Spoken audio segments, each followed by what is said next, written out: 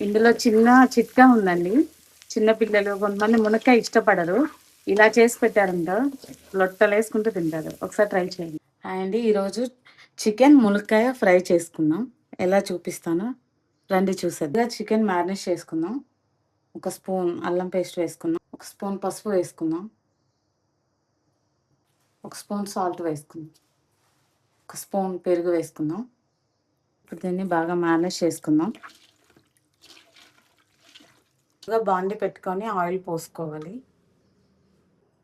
చెక్క, ఆకు, లవంగాయ వేసుకుందాం. ఉల్లిపాయ వేసుకుందాం.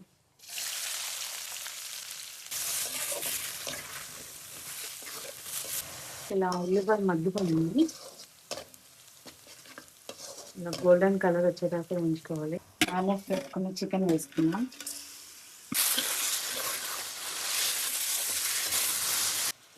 చికెన్ టేస్ట్ బాగా రావాలి అంటే మీకు తెలియని సీక్రెట్ అవుతుంది. చికెన్ ఎప్పుడైనా సరే కాల్చిన చికెన్ అయితే చాలా టేస్టీగా ఉంటుంది. ఒకసారి ట్రై చేయండి మీరు కూడా. సాఫ్ట్గా ముక్క ఉడికిపోయింది. ఇప్పుడు ఇందులో పచ్చిమిర్చి, మునక్కాయ వేసుకుందాం.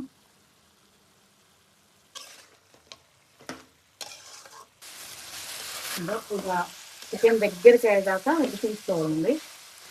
ఇప్పుడు ఇందులో కారం వేసుకుందాం. గరం మసాలా హోమ్ మేడ్ వేసుకుందాం. మొత్తం తిప్పుకుందాం. ఇంకొక 5 నిమిషాలు అంతే. చూసారా, నోరూరిపోయే మునక్కాయ చికెన్ ఫ్రై రెడీ.